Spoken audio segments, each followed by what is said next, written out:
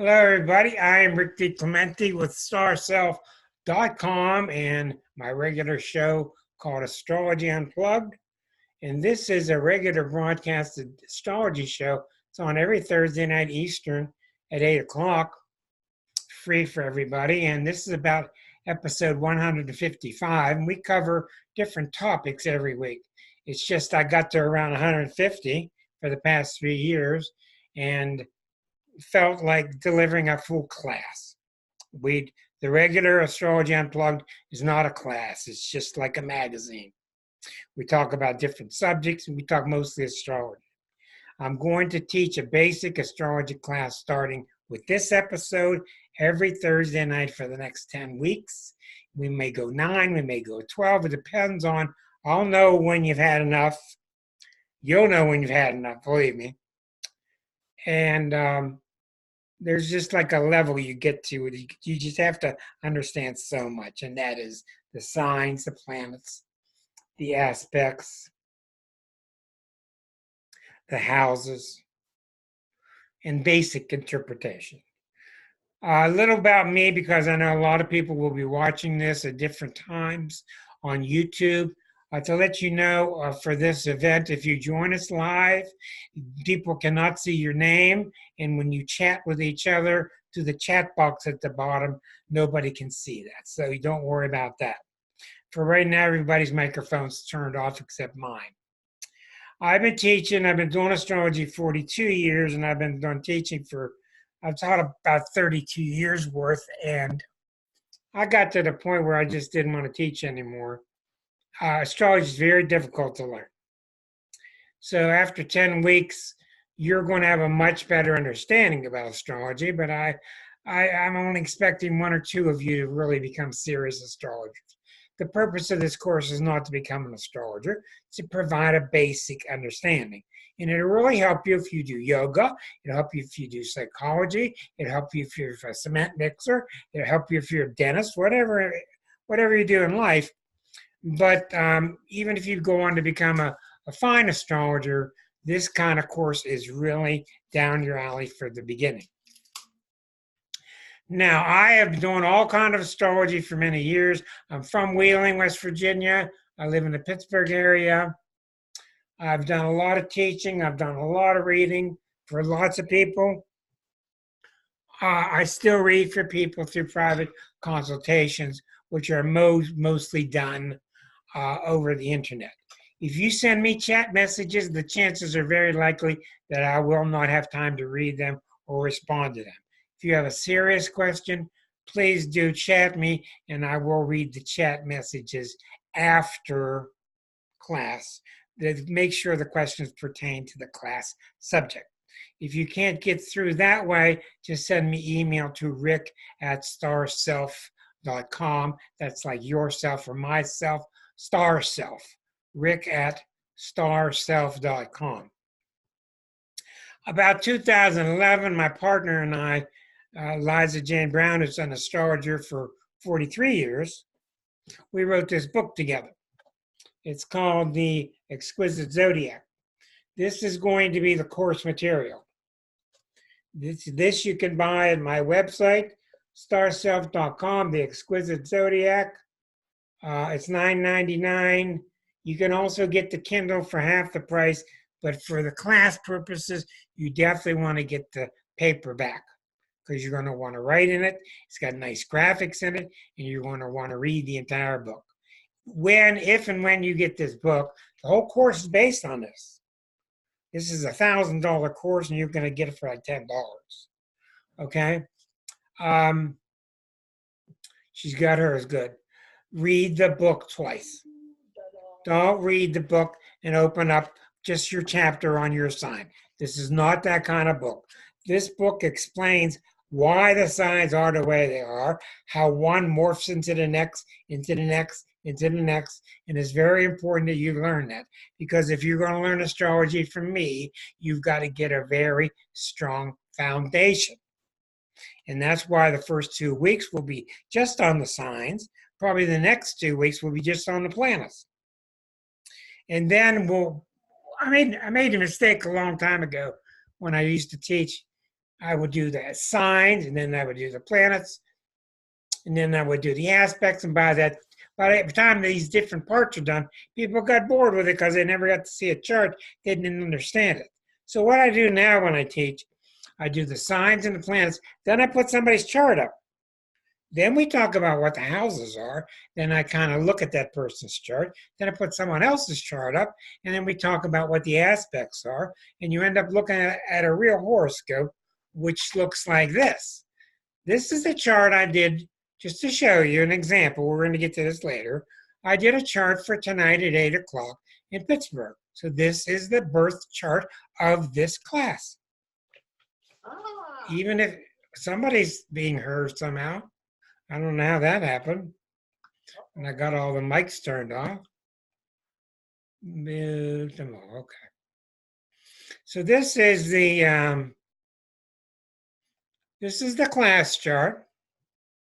And the planets are very heavy right now. As you notice, we are in Aquarius. So it's an Aquarius group with a moon in Capricorn. We're coming into sun and moon both in Aquarius in a few days. This is what a regular chart looks like. So we're going to not blow your mind with that now, but you'll start seeing real charts around week 5. And we're going to do the signs very heavily. You got to understand the signs deeply. You got to understand the planets deeply. I'm 42 years into this, and I'm still learning all the time about the signs and the planets. They're very deep archetypes. You'll hear me saying archetypes all the time. An archetype is a pattern, what Plato called the forms. These are forms that come from God. What you're going to call God's creation has patterns to it. And these patterns are archetypal patterns. They have a life of their own. They have functions of their own. They feel different than each other. And that is what the planets are. The planets are, what astrology is when somebody says, what got into you last night? What came over you? What's been eating you? What's come over you lately? That's the planets passing by their chart. Today's planets compared to their birth chart. You're going to want to know your birth time. I don't know about other states, but the records in Pennsylvania are excellent. If you don't have your birth time, if it's not in your Bible, and if it's not in your family papers, if it's not on your birth certificate, and if you're born in Pennsylvania, you can write to the Department of Vital Records. The form is on my website. If you go under get a reading from Rick, arrange a consultation, down the page it'll say print the form out here, and you can print that form out. That's your application to get another birth certificate, highlighting you want your birth time. And I think it's $20 and you'll receive your accurate birth time. Pennsylvania is very, very good, back to the 40s or 30s, but other states I don't know. This is going to be, I'm going to talk to you about this. It took me 35 years to do this in my head and 3 years to do it on paper. But everything I'm talking about is based here. Why the signs are the way they are. There's a lot of graphs in there, a lot of charts. This is going to really be very, very important for you. Later on, you're going to, this one's mandatory. You're going to want more astrology. You're going to want other types of astrology, inner depths. I can't go into everything in this class, so I've chosen this book from 1976. It's called The Only Way to Learn Astrology, Volume 1. And I think it's really good for you to have on the side, for you're going to want to reference transits and progressions and different types of things in astrology, written by two ladies named March and McEvers. March and McEvers. I found that they're available on Amazon, and other places do have it. You can get them for like $5 used. It's not the greatest book, but it's got good darn fundamentals in it. March and McEvers, they wrote volume 1 through, I don't know, volume 7, but it's a good standby in astrology. Something about the class. I will be starting on time after class number 1, so we will start right away at 8 o'clock next week. If you miss anything, these will all be on my website. No, I'm sorry, they won't be on the website. They'll be on YouTube. Just go to YouTube and put in my Rick DiClemente, and you'll see all my different several hundred videos. And if you just put in the word class or beginning, Rick DiClemente beginning, you'll see the beginning classes. Session 1, session 2, etc. Now, there's a lot of things to cover in class number 1 to get started. There's a basic diagram that I've put a lot of energy into. It's all throughout the book, and I want you to download it. You can do it now. You can do it later. I think you should probably not do it now because you'll be distracted. But later on, if you want to download the image, you can download, let me get this on the screen right. All right, I don't want to do anything and mess up my recording. All right.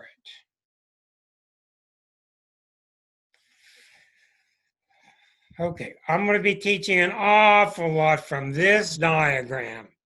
And for you to go get a copy of that diagram, here's where you will go to.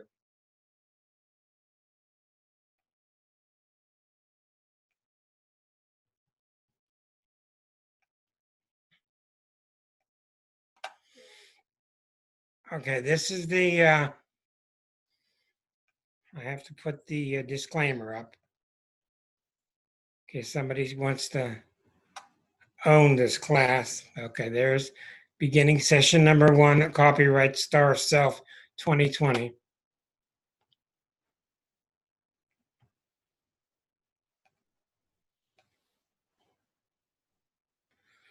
Okay. Here's where you will go on the web to get a copy of that teaching diagram. It's all lowercase. Go to this place, starself.com, which is my website, starself.com/class/teachingzodiac.jpg. If you go there, then you can print this diagram and put tons of notes on it, print 3 or 4 of them, I don't care, because we're going to do everything based upon that diagram. And it's very, very important that you understand every piece of it. We're going to spend the next 2 weeks on just the signs. So this is a zodiac with signs. So all throughout the book, go to, on a regular web browser, go to starself.com/class/teachingzodiac.jpg. And up will come that image, and then you can print it.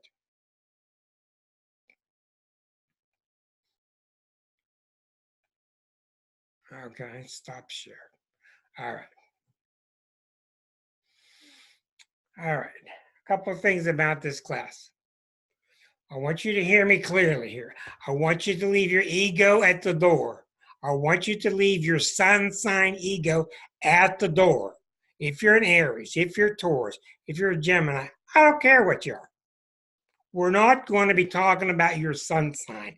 This is not a sun sign class where you put a little Sagittarian medal around your neck, okay? When I talk about the signs, I'm talking about the pure sign. Now, you may know 1 Sag, you may know 3 Sag, I know 600, okay? You may know 1 Virgo, 2 Virgos, I know 500, 1,000. So when you get real good, you can look at the Virgo and you can see what's the Virgo and what's not. Because everybody's made up of a lot of different energies.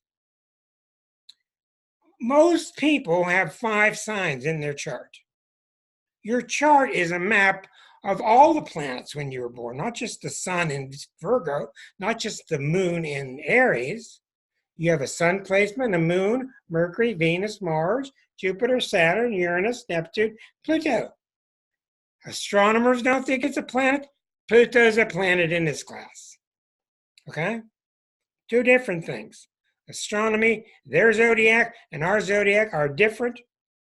Don't get confused. They're learning that we know more than they thought we did. Don't get hung up on being a Scorpio. Don't get hung up on being a Capricorn. Because most people, for instance, in my chart, I have a lot of Pisces, a lot of Aquarius, a lot of Capricorn. I got a lot of Scorpio in my chart. I got some Cancer. I got a lot of Pisces. That's normal. It's very unusual that you only have 3. Most people have 4 or 5 signs very strongly represented in their chart. Most people. Now, you don't know about yours yet, but you'll be learning more.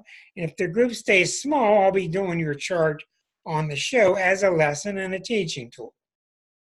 So leave your astro sun sign, the ego at the door. So if I'm picking on Cancer or I'm picking on Capricorn, I am not picking on the people that you know. I'm picking on each sign has its positive attributes and it has its negative. Some signs are very hard to be. Some signs aren't as hard. Some signs are strong, some signs aren't. I shoot from the hip. I shoot very straightforward. I tell you exactly what I think from experience. I don't mess around. If something's true, I say it. I don't try to be mean. I don't try to be buttering up. I just try to tell you the truth about the signs. But moreover, I try to show you why. Where does this come from? That's what this book will teach you. This book is very well written because my partner is a tremendous editor and she made me do it. I had the ideas down, but she made it. We had to, at the end of the book, for 3 years, we spent a whole evening on one paragraph. So she made me write it well. Liza Jane Brown. She's in there giggling. I can hear her. You are guilty. All right, we're going to get started. If you're going to chat me or you're going to send me messages, please don't ask me to read your chart and all this stuff. Ask me questions that pertain to what the lesson is. If you would like a reading, I would be glad to schedule you and give you readings. I read for people all over the globe.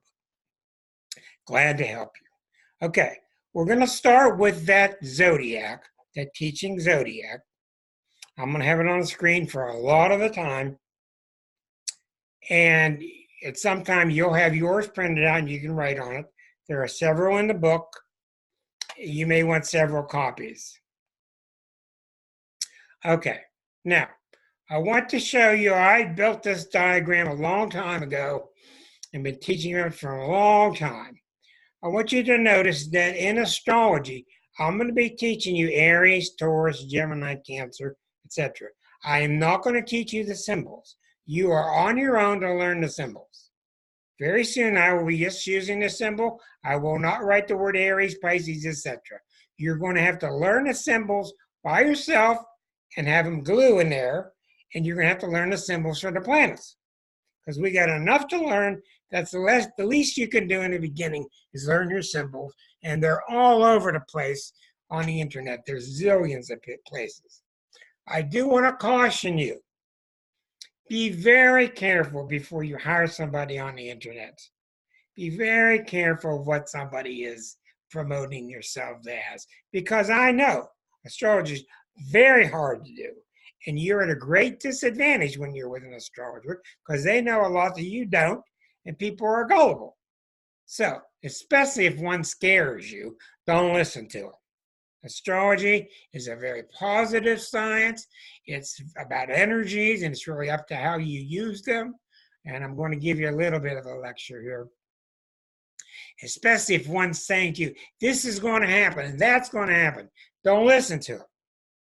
I follow one of the great astrologers in America called Richard Tarnas, and he shows us through tremendous experience. Astrology is consistent archetypally, but not concretely. That means if I tell you you're going to meet a stranger next Friday at this corner, you're going to get a new job next Tuesday. Don't listen to that. Astrology is abused. We are not here to predict events. We're here to predict the type of wave coming your way. What's the wind going to be like? What's the wind that's blowing towards Washington, D.C. right now? You can see the energy changing in the United States chart right now. We don't know, are we going to go left or right? It's up to us.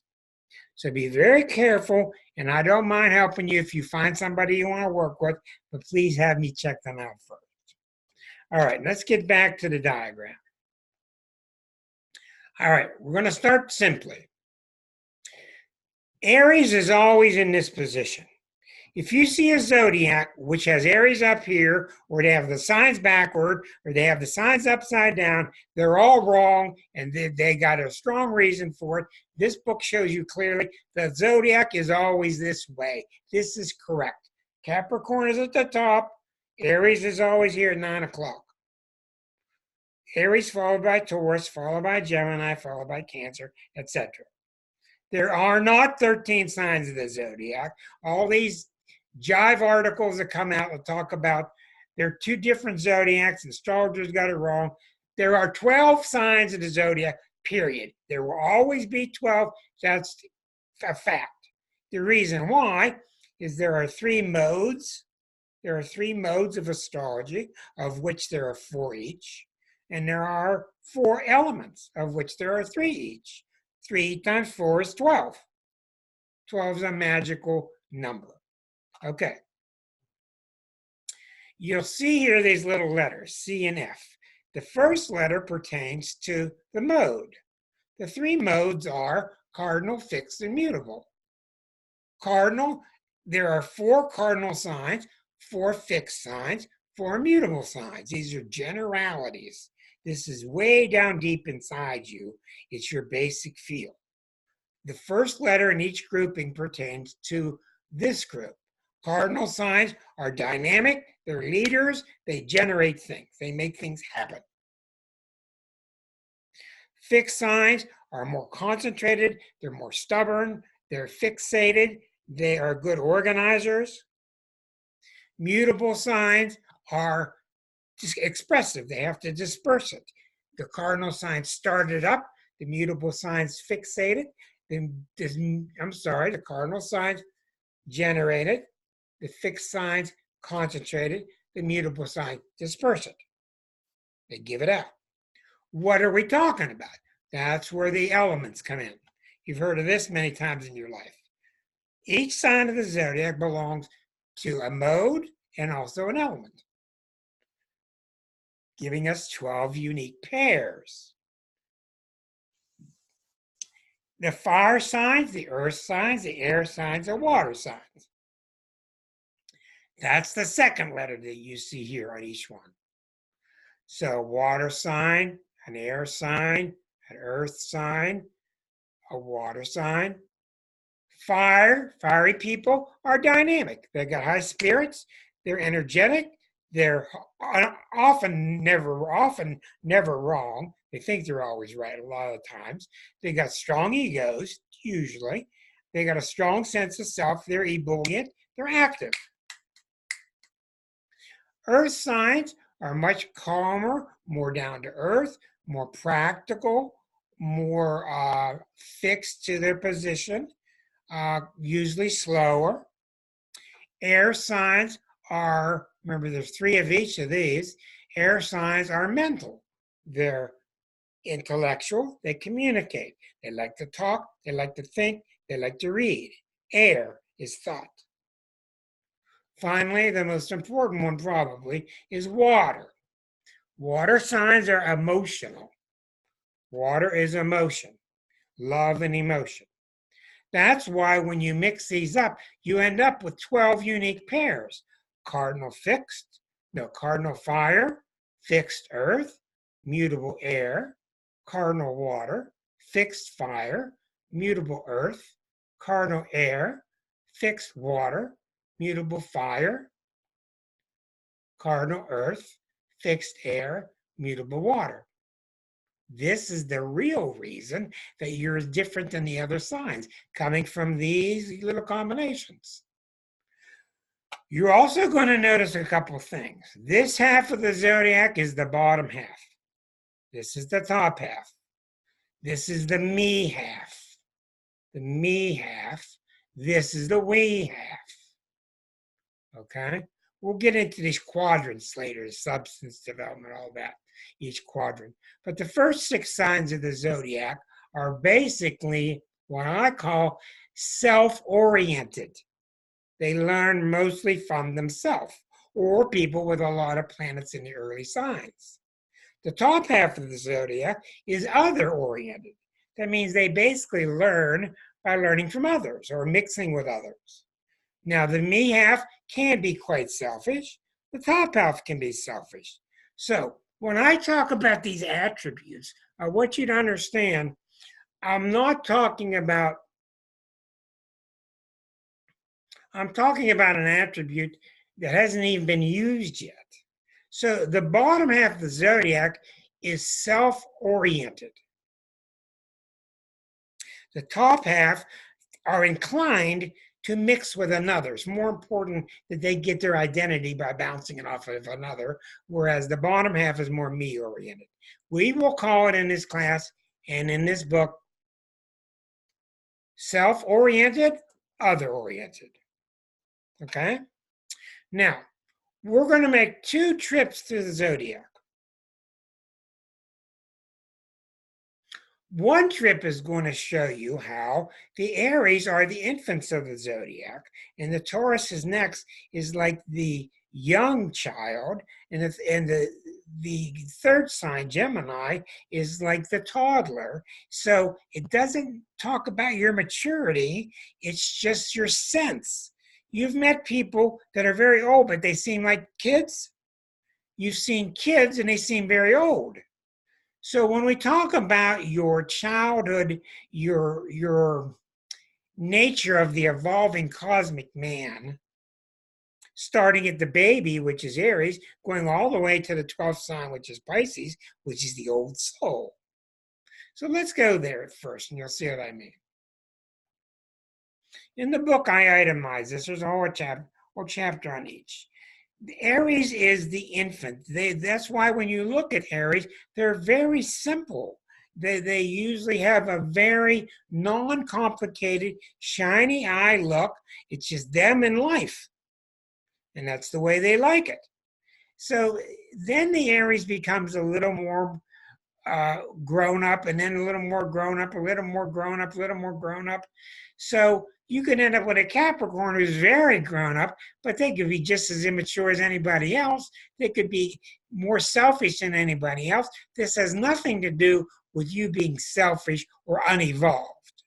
This has to do with, I used to have a 92-year-old friend who was an Aries. He was like talking to a little kid. He wasn't senile. But look at Trump. Look at Trump, and always surrounds himself with all these Gemini people. They all have very young spirits. Not whether you like them or not, they have a young spirit. Cancer people have a very young spirit. You get in with Capricorns and Aquarians, and you're dealing with what feels like an old soul. I'm not trying to claim that this is the age of the soul. I'm not making such a claim. I'm talking about the feel you have when you're with people. Okay, now follow me now, and you'll see how it works. An Aries personality is born of cardinal fire. The first sign has to be fiery because God says, let there be light, and there's fire, and there is existence. Aries is a very non-complex sign. They don't want anything in their way. They want to get from here to there and get out of my way. They're not mean about it. They could be, I guess, but they just want to go do what they got to do. They're very uncomplicated. Okay? And one of the things that does is, especially with Aries and Taurus, the first 2 signs, you'll notice when you're with Aries and Taurus, their world is very uncomplicated and oversimplified. When I lean in like this is how I bold something. I bold and I underline when I lean in. Aries and Taurus can often seem like they're really sure of themselves. Then when you go double check what they just said, you realize it's a lot more complex than that. That just goes with part of the package. So the Aries is very fiery. They love life. They love to challenge themselves. You will notice during these discussions in the first 2 weeks that every sign is trying to do one thing, basically. And Aries is trying to have an adventure to experience themselves. Ooh, look what I did. Not only am I Italian, I have a lot of expressions with my hands, and I do a lot of expressing with my hands on purpose. I want you to get a certain feel for each sign. As we go from one sign to another, I want you to feel the difference. Astrology is very important that you learn to sense these things. Okay? So the Aries can be blunt, they can be rude, they can be selfish, their favorite saying is, what's in it for me? Okay? There are a lot of stories in the book about their nature, but they're usually just trying to experience life directly, have fun doing it, and they're amazed at what they can do. They're the first sign. And I tell a story often of my little boy when he was, I don't know, 5 or 6, 4 or 5. And I gave him a board, and I gave him a nail, and I gave him a hammer. And he took the nail, and he took the hammer, and he pounded it into the board. And there it is sticking out of the board. He shows it to me and said, look what I did. And I was real proud of him. That's the Aries state. Now, Mark here is an Aries. Mark is a super advanced mind. Very advanced, extremely bright. But they'll always have that childlike quality, which is one reason we like being around Aries.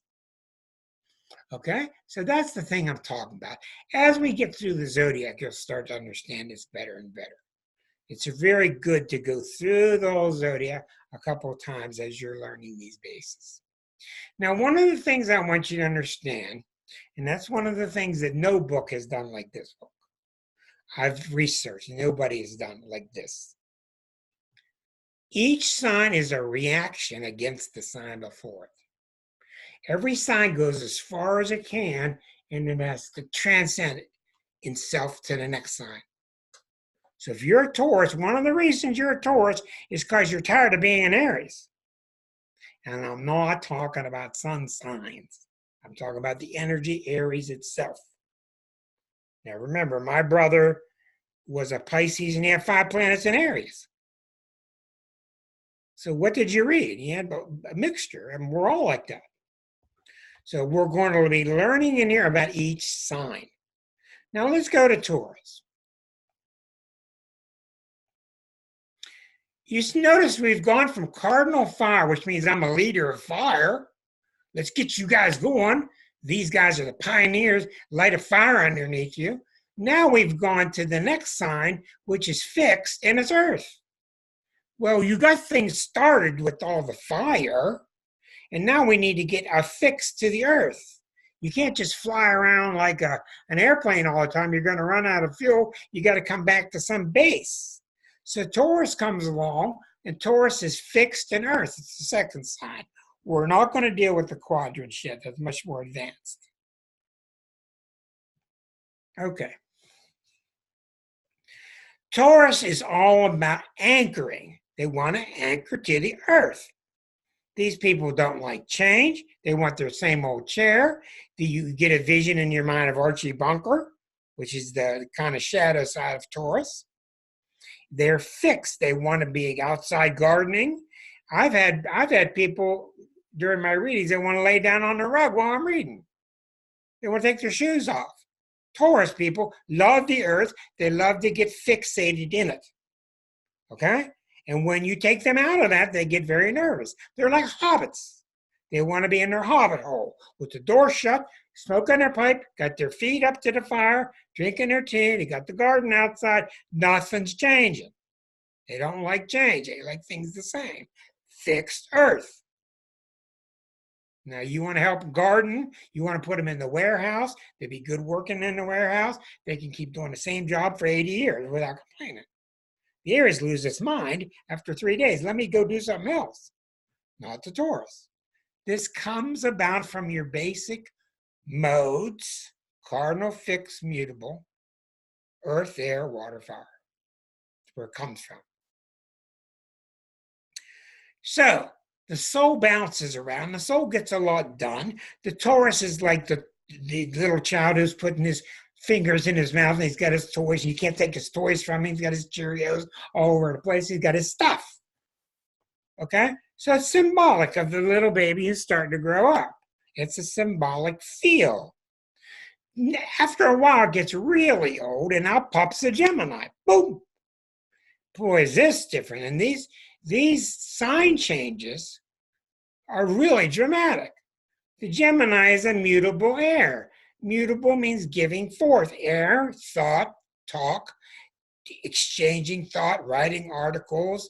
I know a bunch of Geminis in my life, and they were all physicists and chemists and chemistry teachers, and they spent years making audio tapes, sending each other tapes, and then they'd make an audio tape and send it back. Way before the internet, way before email. They were just sending information back and forth. That's what Geminis do. If you know any Geminis in your life, that's what they do. Got new news, got to tell you, got to tell you, got to tell them. There's going to be some blunt stuff in this class because I believe in the truth. And my Mercury's in Sagittarius. You got a secret? Don't tell a Gemini and don't tell a Libra. Okay? Don't do it. There are some Libras that can keep it quiet. There are some Geminis that can keep it quiet, but most of them know. They're just itching to tell. Not because they're malicious, just because it's new and gooey, new information. So Gemini is about, I'm growing up now. I'm the toddler. I'm running around. I'm looking at everything, and I'm finding my ability to talk and explore, and I'm going to tell people about it. I don't want to do anything deeper. I don't want to be planted. You've been planted. I don't want to go do stuff with groups and all that. I just want to go explore things. And that's why Gemini's always leaping over the fence. I got to go here. As soon as they get here, they want to go there. My mother was one. She had to be the first one at the party. As soon as she got there, she's bored. She wanted to go home. Drove my Capricorn dad nuts. We just got here. So if you know Geminis in your life, that's what they do. They got this burning itch, unless something else in the chart changes it, to keep exploring. Excellent news people. Excellent communicators. Look at Bob Dylan.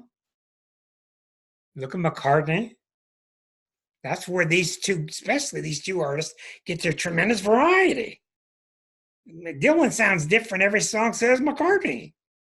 Just all these songs just pour out of these people. That's their Gemini source.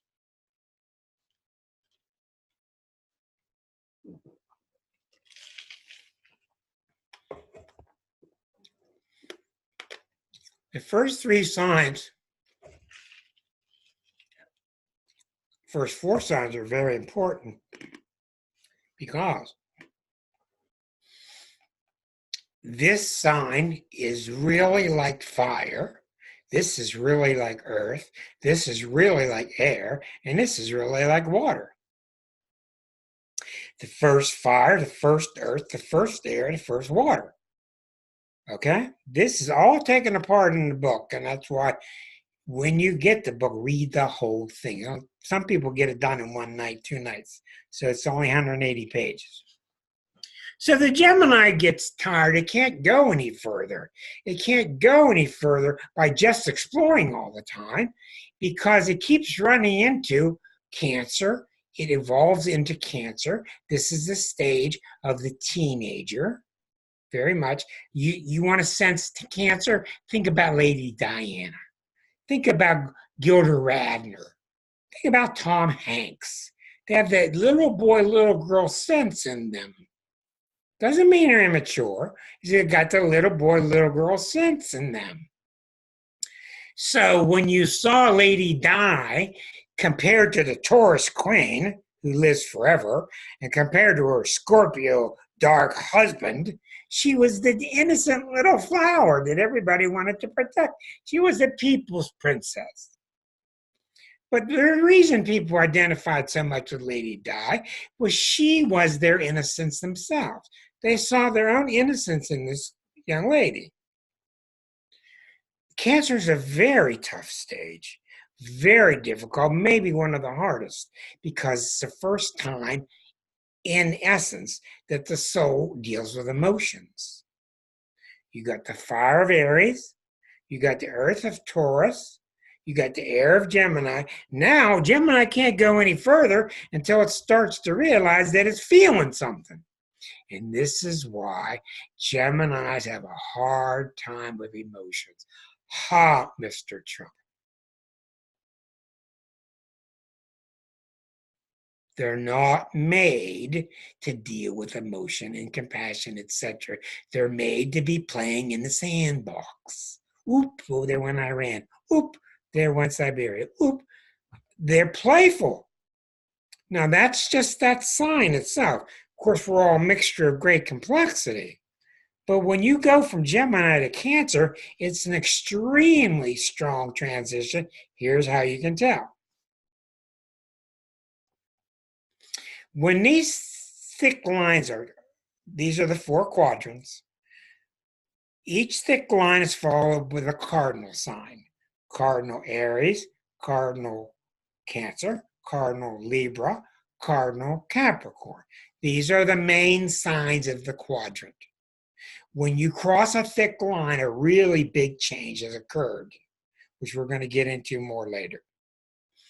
Cancer is cardinal water. Dear Abby and Landers, leaders of emotions, leaders of water. When you're with a Cancer, what do they say? How are you feeling, honey? Would you like some soup? How do you feel? Aries, what are we going to do? Taurus, oh, let me get you a cushion here. Get you a drink, get you settled. You want some slippers? Okay, you got you all settled. Gemini, let's go. We're going to the ferry. We're going to the fairgrounds. We're going to go trade things. Let's go to our high. Cancer, how you feel? You feel okay? Huh? I don't care what you think. I don't care what you look like. You feel okay. Make me feel good. And Trump's got tons of Cancer in his chart. That's why he's always saying, they didn't treat me right. They treat me right. They attacked me, didn't attack me. They liked me, they didn't like me. That's coming from his Cancer center, which is being bombarded right now. We'll get into that much, much later. So Cancers are loving people. They are tender people. They are usually very insecure. Some of them are very secure. It all depends on where their moon is. But they can become very dependent because the soul gets thrown in the water. And what do you do when you get thrown in the water? Well, you're splashing around because you don't know how to swim. And the first thing you do is look for something to grab onto. And that's why Cancers can be clingy. They need more emotional support than others. They need more emotional support and reassurance than all the other signs. They just do. Now, some Cancers are very strong. Thank you very much. And they can even be tenacious. Jimmy Cagney. They can be very tough. It depends on the rest of the chart. But a lot of Cancers are needy, and you can't make fun of them. It's the wrong thing to do. And Cancers are always hearing it from people. Quit being so moody. Quit being so moody. I tell Cancer, be as moody as you want and tell everybody else to take a hike. Because they're moody. They go from this feeling to that feeling, this feeling, that feeling. If you look, they've got these eyeballs that look like kaleidoscopes. They've got these really moon eyes. You'll see this in certain Cancers. They have a real glisten to their eye. It's kind of, it's a beautiful look. It's like looking at a kaleidoscope. Not all of them have it, but we'll talk about that later too, the body types per sun sign. So Cancers become very emotional. And when you're emotional, you're very concerned with one thing. And Cancers are concerned with one thing. All Cancers, One thing, being abandoned.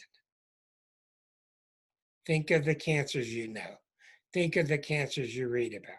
Think of the cancers all around. They're really concerned with being abandoned because it doesn't take much to slip and sink and drown. So it's a tough sign because it introduces emotion into the zodiac. And as the soul evolves through these mystical stages, the soul becomes stronger. Maybe you don't talk to an Aquarian about their ability to handle their emotions. Aquarian's 11th sign out of 12. It's just default to them. It's easy. It's natural to them. But it isn't Cancer. Okay, so it depends an awful lot on what's in the rest of the chart for the particular Cancer. But Cancer by itself is needy. And I've done a lot of research on this sign. And I have learned without a doubt, and I don't care if anybody else is saying it or not, but the other 11 signs of the zodiac are here to take care of Cancer. Period. You can think what you like, but until you research a couple thousand charts, I don't want to talk about it. They're here. We're here to take care of them. They just need to be taken care of. And if you don't, they'll go find somebody else to take care of them. They're just going to. And if you don't take care of them, they're going to raise hell with you. Okay? USA is a Cancer, yes, and so is Canada. But you can see the difference in the two. To you people listening on YouTube or watching, I'm seeing some chat messages coming from different people live, and I may respond to some of them, and I may not because I got so much to do. But this is 95% of what's wrong with the United States is because there's too much Cancer. Not that we're dependent, but other sides of Cancer, which we'll get into later. Okay, so the soul is growing up. And the soul gets to this teenage state. We all know what teenagers are like, and thus this Cancer becomes a Leo. And this is the teenager state, when teenagers know everything. And teenagers are never wrong. And they are fixed fire. That means their fire is lit and it ain't going out. It's like a beach ball. You ever take a beach ball in a swimming pool and try to push it down and bounce back up? That's how Leos are. They're fiery, and you're not stopping it because they're ruled by the sun. Every sign is ruled by a planet, which we're going to get to later. Leo is ruled by the sun, and the fire just keeps coming. So the thing that people don't know is this. 1 millimeter underneath the skin, the epidermis, you take a Leo and you scratch, like a scratch off. You go 1 little millimeter under the skin and you'll find a Cancer. But they're a Leo. And I told you, every sign is reacting against the sign before it. Okay? It is. Watch. It's very hard to do this whole course in a linear fashion, so I have to jump around a little. Give me that because it's just a complex subject with spirals inside of spirals. Watch what we did so far. Aries is so fiery, it transforms into Taurus. It's got to get fixed. It's got to get an earthy basis. Well, after a while, you're going to get clogged up in earthy basis. Nothing changes, so let me get some air, and boop, out comes the Gemini. And the Gemini is busy flying around, and we're forming a self. The cosmic self is forming in the first 4 signs, and it's put together in Leo. That's why we got the quadrant of development. So in Leo, the self is being put together. It's going to get perfected in Virgo, of course. Notice we're still in the first quadrant, first half of the zodiac, which is all about me. But in the Leo stage, what do you know about Leos? Oh, they're arrogant. They like to be center of attention. Oh, they're loudmouths. Oh, they're popular. Oh, they're warm. Oh, they're funny. Oh, they're the center of attention.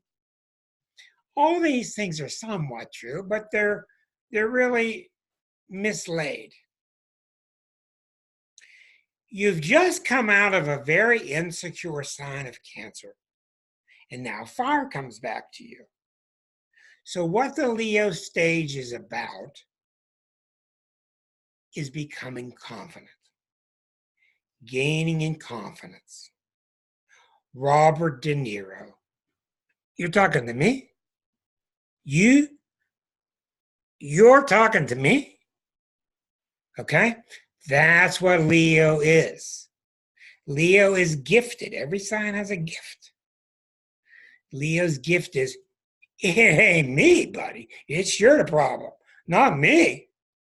And that's where you get the whole thing of Leo the domain, Leo the tiger, the lion, Leo roaring. Look at the beautiful archetypal Wizard of Oz.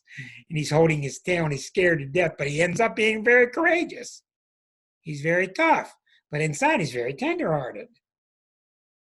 So what the reasons Leo's getting the limelight, there's two ways to use Leo energy. Wrong way, right way. Leo needs the limelight because that's how you become more sure.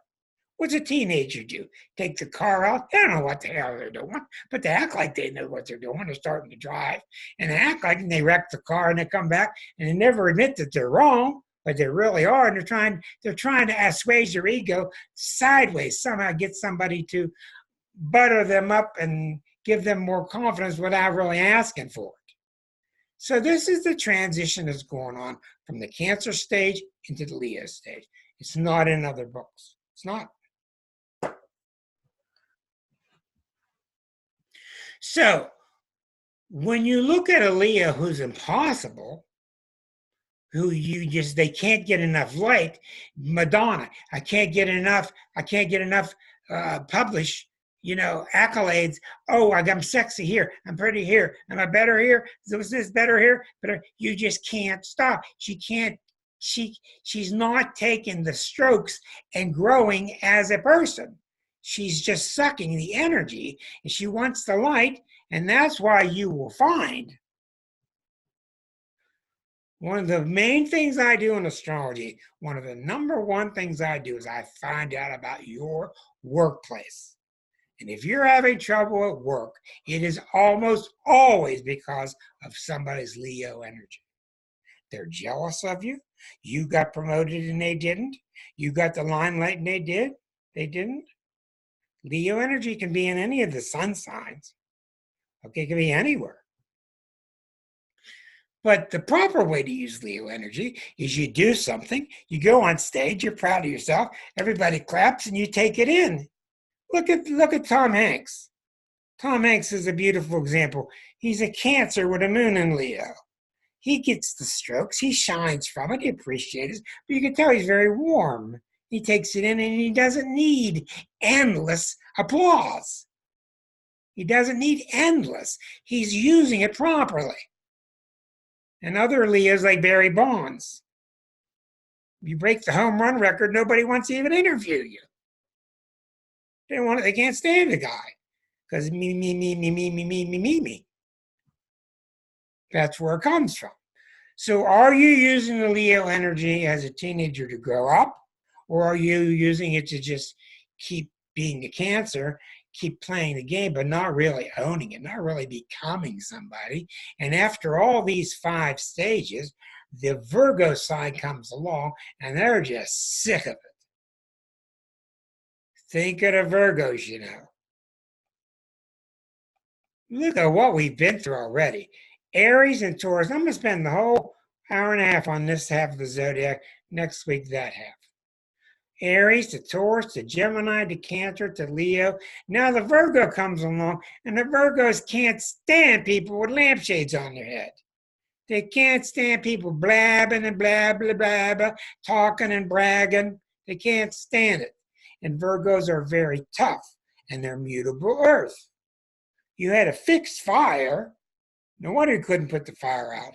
Now, mutable earth is, I'm going to give you earth. I'm going to help you make something. I'm going to help you fix your car. I'm going to help you build some furniture. I'm going to be a nurse and help people physically. Virgos are all about fixing. What's wrong? Let's fix it. That's where the perfectionist comes in. Boy, I got a lot to talk about there.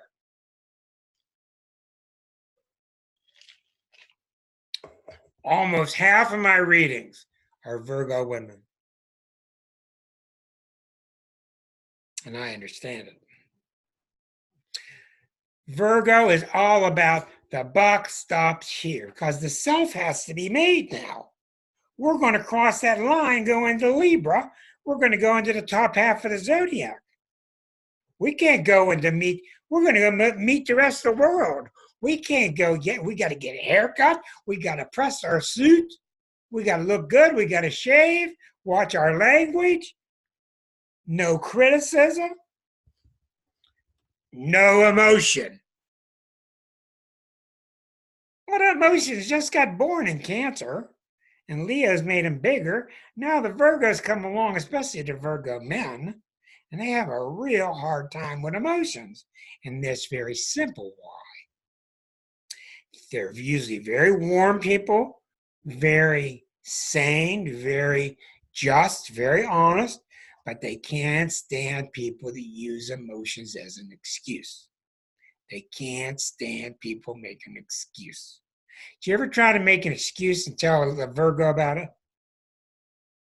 Who's tried that? Anybody?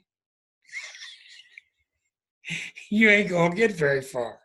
You're just not going to get very far because they will not let themselves make excuses. There's no excuses here. You fall off, you dust off, get back up on the horse. Now, without a doubt, the number one problem I have with Virgo men is just that, and they won't come see me. Virgo men need to see their emotions are normal. Their crying is normal. Now, crying all day long is abnormal. Crying every time you look at the TV, that's abnormal. But Virgos need to learn emotions, and that's where they have their trouble in the zodiac. Now, I wrote an article several years ago, and you can look it up on my website because I have almost 300 articles or videos for free, called Virgo Women Are Doing Really Well.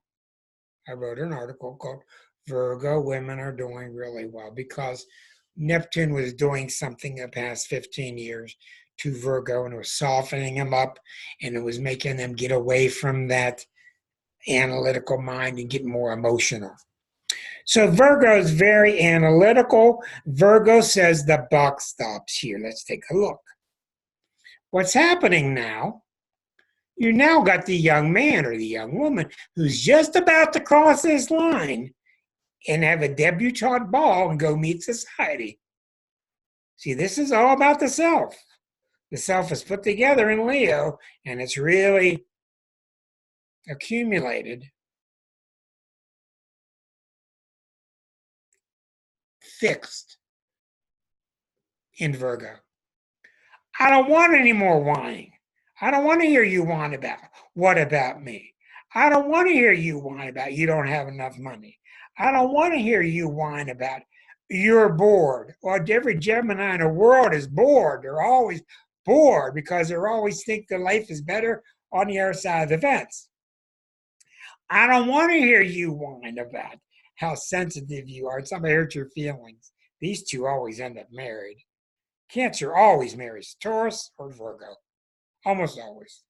Cancer marries Taurus, Virgo. Because emotions, home, they take care of you. Virgos are providers. I don't want Leo to whine to me about all the attention you're not getting. So the buck stops here. And Virgo's a very quiet sign. It wants to work behind the scenes. If you're going to hire anybody to do anything, hire a Virgo. They're really, really good at what they do. If you don't want to work for anybody, you don't want to work for a Virgo. Unless you get something softening in their chart because they're picky, and you didn't do this right, didn't do that right. Okay, so you see the signs are evolving now. Virgo's here to fix. Leo's here to take in the limelight, bathe themselves in it, and become more confident. Boy, I haven't done this in a while. Cancer is all about feelings and feeling okay, and I'm going to buffer myself with family. I'm going to wrap myself with family. You ever see a Cancer? Anything you ask them, they answer with, my dad does this, my sister does this. What do you think about ketchup? Oh, my mother loves ketchup. What do you think about the Pirates? Oh, my grandpa goes to all the games. What about you? What about you? What do you like? And they go, and they're sitting there with their mother and their grandma on both arms during the reading. They're just really close to the family. Well, there's such things too close. But that's what the Cancer stage is. I need to write a whole book just on Cancer because it's a very difficult sign to be. And they get a really bad rap from a lot of folks. When their positive side is really warm. Where do you go when you're in trouble? You go see grandma. You go see mom. You get some chicken soup when you're sick. Where do you go Christmas? You go to grandma. You go to mom's. Smells good in the kitchen. The hearth of the family, the warmth. That's a Cancer energy.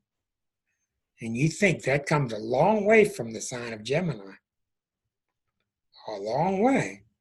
So they've really opened up emotionally, and they don't know. They just remember the Cancer. Cat Stevens. Ooh, baby, it's a wild world. There's a lot of danger out there, and beware. He's warning his loved ones. Don't go out there. Be careful. It's a wild, wild world. That's what the Cancer's saying to you.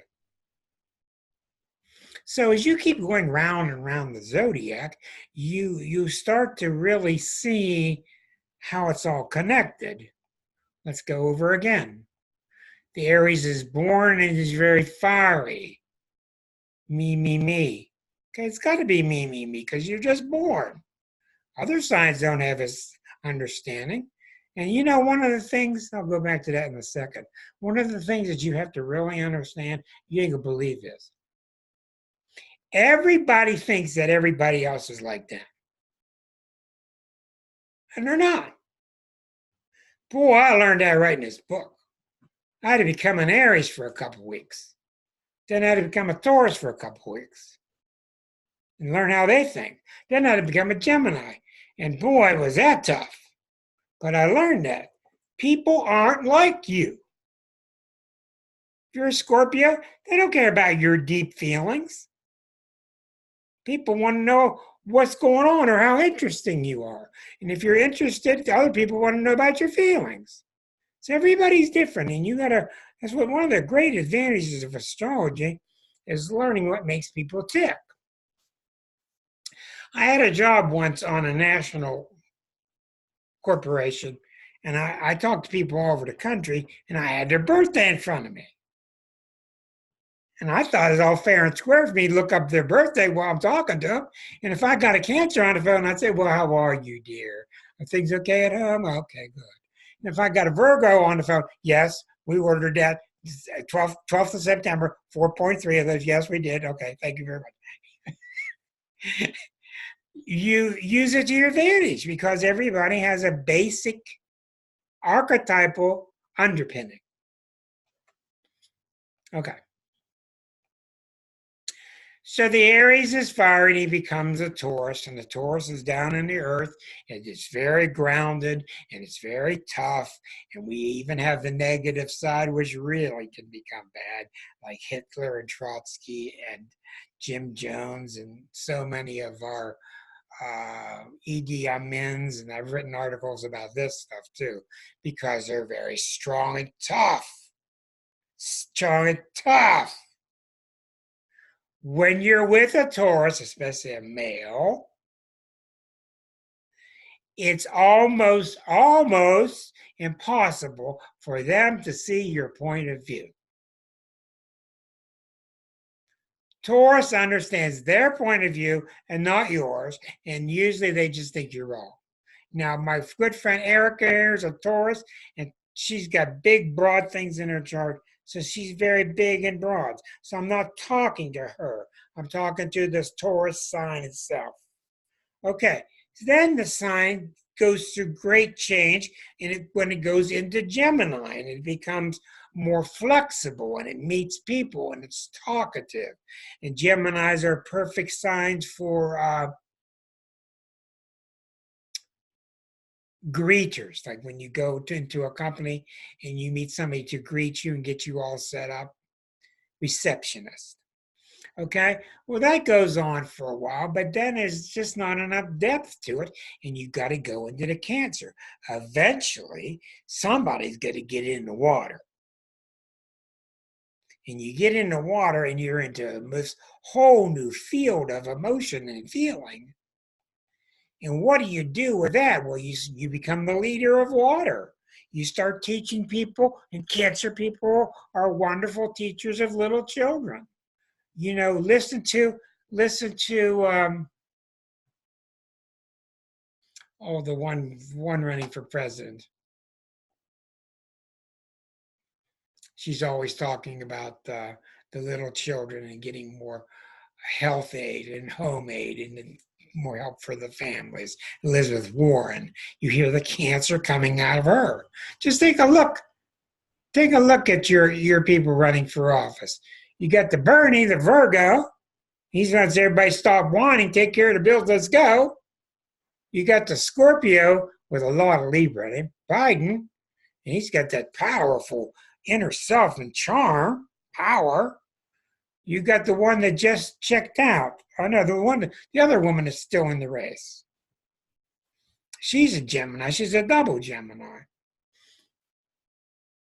Okay, so the Gemini, you get the understanding of what they're like, and you go into Cancer, and Cancer becomes emotional, and after the emotions take you so far, Klobuchar, yes, thank you. You go into the Leo stage, and the Leo stage becomes seeking more attention, seeking more strokes, seeking more kudos. Then you get into Virgo, and Virgo is the LBJ sign. Virgo is the tough sign. It's strong because we get things done around here. We don't whine and complain about it. So I'm going to go push on a little bit. It won't hurt a thing. So all these signs in the first six are all about the self. They're about the self being created and perfected and assimilated. That's the word I was trying to find. Assimilated in the sign of Virgo. Now, you still got 6 stages to go. You haven't even met the other half of the world yet.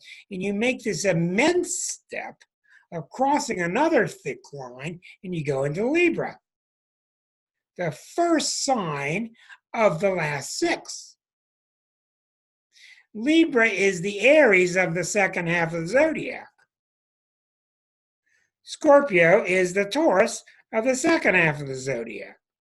Sag is the Gemini, but of the second half of the zodiac. There are really strong parallels between all these 6 oppositions. We will get there later. There's even a chapter in the book on the 6 polarities, and they're very important that you understand it. Aries, Libra, what are they like? What are they different? Taurus, Scorpio, how are they alike? How are they different? Gemini, Sag, alike and different. So we go into Libra, and Libra is all about the debutante ball, going out to meet people, and they're cardinal air. So here again, we're cardinal. Cardinals are leaders. We had leader of fire in Aries. We had leader of water in Cancer. Now we have a leader in air of Libra. You got your John Lennons now, your Lee Iacocca's. These people are idea leaders. They teach you how to think. Libra people are very smart. They're very cultured. They're very much a social winner. They're very savvy. They're usually very attractive, and 99% rule. They always marry somebody attractive. Always. Maybe 95% of them. They just got to be married to somebody attractive for so many reasons, but the main reason is everything bounces off their partner, has to bounce off the partner. And they need to be surrounded by beauty, and that's one reason that they marry beauty. Now look at what Libra does.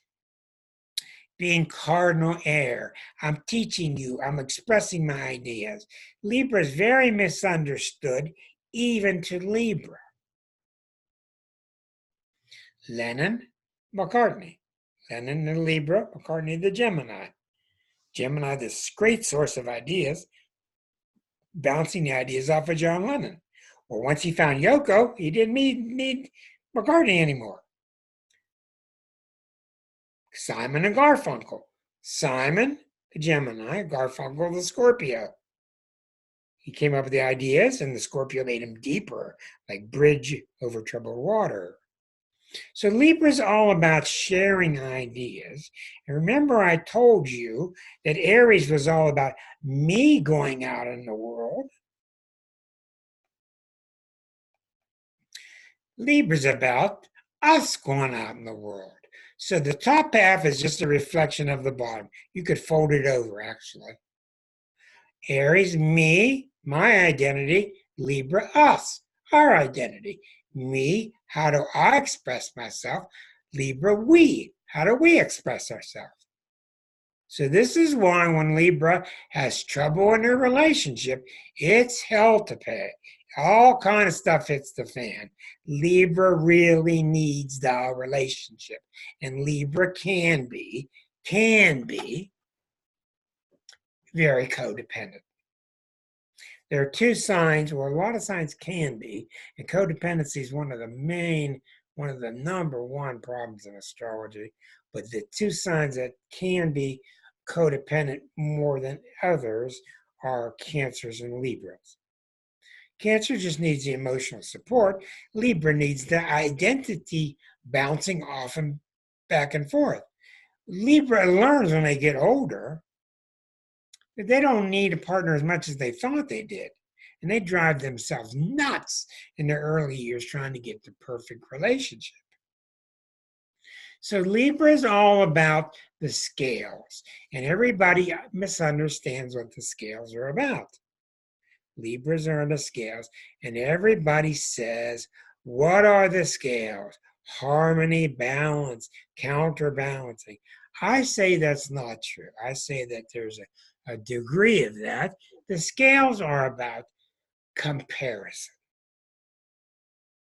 That's what Libra's always doing. I told you, every sign's always doing one thing. Libra's always comparing.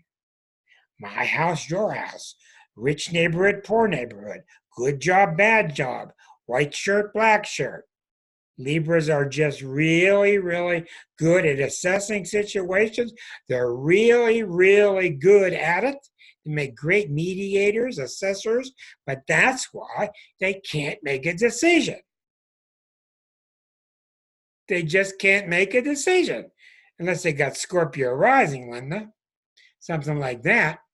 It's different, but they're not made to decide. They're made to provide the information to the deciders. And let the deciders all be Virgos and Aquarians, will be okay.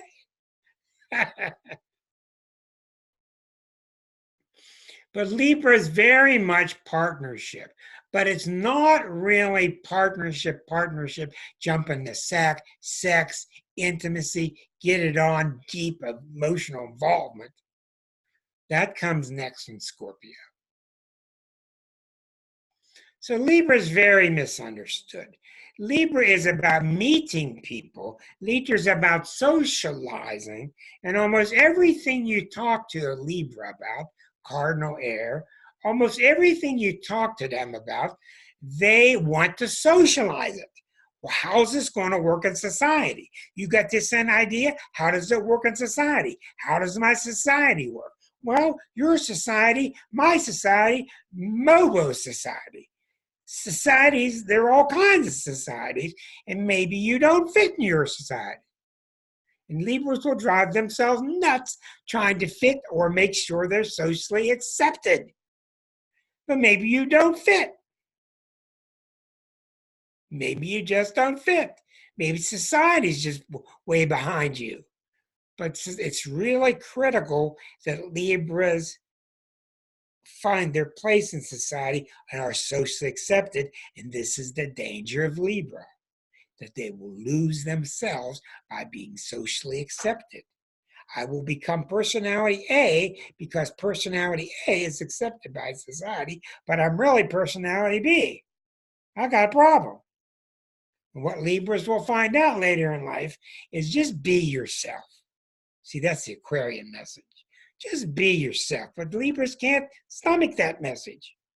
I can't just be myself, because if I'm disowned by society, I'm dead. Well, you're not dead. You're not dead. And you learn, huh, Barbara? You learn through life as the Libra gets older and older and older. You learn that fitting in is a nice thing, and it's really nice to be pleasant with your neighbors in society. But you really learn that you put yourself through a lot of mumbo jumbo when you were younger to fit in. And now I have so many parents that bring me their Libra children, and it's really rough because these Libra children are ready to throw everything overboard just so they're socially accepted. That's how precious this is and how pressured they are. And you look at the suicides amongst teenagers, etc., a lot of that is Libra energy. I'm not saying Libra sun sign, but a lot of it's Libra type energy that especially around age 14, when Saturn's opposite Saturn, because they have to fit in. They're coming out of the en masse group and becoming in cliques. So Libra is very much about partnering, getting along with people. But the massive difference, and I think I'll end on Scorpio tonight because we are going to do 90 minutes. Okay. So what happens in Libra and Scorpio is you got the cardinal air, but now you jump into fixed water. Boom! Fixed water. That means I love you, I love you, I hate you, I hate you. Neil Young lyrics. Joni Mitchell lyrics. I love it. I got to have it. Oh, I can't stand it. Get it away from me. Love and hate, black and white. Libra's all pastels, millions of shades of gray. Scorpio is black and white. Scorpio is about intensity, intense feeling. You notice we're getting into the quadrant of relationships, which we're going to get into much more later. So you've got the Aries and the need to calm down the fire, to get earthified. You got the earth, it's too earthy. It becomes upbeat and becomes flying around like a butterfly. That's the Gemini. The Gemini's flying around. It needs to get settled, and it settles down into the feelings and emotions in Cancer. The Cancer is too tender. It needs to get toughened. More confidence in itself, which happens in the sign of Leo. The Virgo comes along, just like the typical earth sign has to do all the work. The Virgo puts it all together, sews up all the loose edges, puts the person together. They go to the embassy ball. Cinderella goes to the ball. She meets other people. It's so critical to Libras how they look, how they're going to be criticized, how they are seen socially. And after a while, that wears off because this little arm-on-arm relationship isn't getting it. We got to get with it in Scorpio. So the Scorpio is what drives people. And it is the urge to merge. It is the passion. It's the sex. But sex is not what brings clients to my office. What brings clients to me used to be, number one, intimacy. Where's my partner? Where's my partner?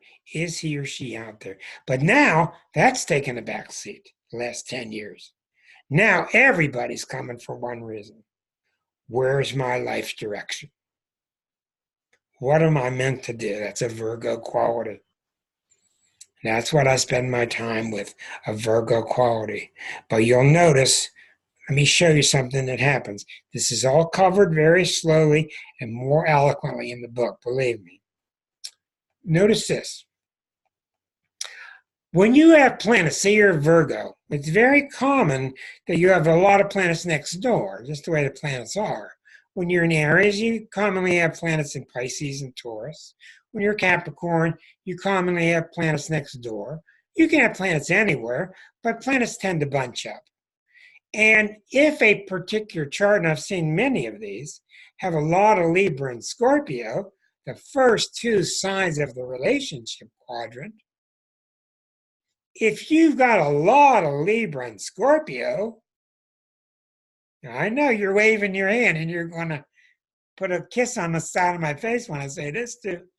You can get into a lot of trouble because your whole life becomes relationship. Is it working? Oh my God, it ain't working, it ain't working, it ain't working. Ah! And they just can't see anything else. They can't see beyond it. They can't see the Aquarius, the Sag. You can't see beyond it because the Libra part wants to socially be accepted and partner accepted. And the Scorpio, my God, they'll sing songs from A to Z about being betrayed. Betrayed, betrayed, betrayed, betrayed. Because Scorpio is about, I'm with you and I'm dedicated forever and it will never change and I will never betray you. And if you betray me, So the zodiac is just an amazing thing.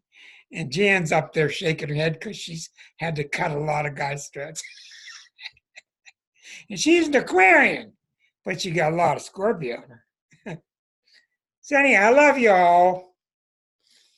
You're seeing where we're going. We're not saying goodbye yet. Now, let me kind of wrap loose ends up. We're going to go to finish the zodiac next week, and we're going to go back through the whole zodiac again. It's really critically important that you understand what these signs are about. How the Aries wants to experience itself. The Taurus wants to anchor things. The Gemini wants to run around like a butterfly. The Cancer wants everybody here at home with blankies on and all comfortable. Huh? You walk in a Cancer's house, you can tell right away. You got little dolls behind all the glass, all the little figurines. And then you go into Leo's house and everything's big and bold with big red flowers and big stuff all around the house. And the Virgos, everything's nice, neat, and order. And it's all made from barnwood. It's just great to watch it. And you go into Libra's house, and the whole experience is just read out of a magazine. It's all smooth and good looking and just great taste, right? And you go into Scorpio's house, you're not sure what you're going to get because they can be many types. But I'll leave you with this part of Scorpio, and then we'll call it a night. When I wrote the Scorpio chapter, I hope this discussion is coming down your lane. You can let me know in your chat message if it's too heavy for you, if it's too light. But we're going to spend our time a lot on planets and signs because that's the basis of astrology. When I wrote the Scorpio chapter, I did it in a couple of days. And I thought it would take me months. I thought it would take a long time because Scorpio is very complex. What I've learned is the really complex signs are the cardinal signs. The Aries, the Cancer, the Libra, the Capricorn, the first sign of each quadrant. The fixed signs, or the middle of each quadrant, were very simple. And I didn't have a lot to say about any of the fixed signs. And I was shocked. And I learned, I've told you this before, Linda. The fixed sign of Scorpio fooled me because it really comes down to two things with Scorpio.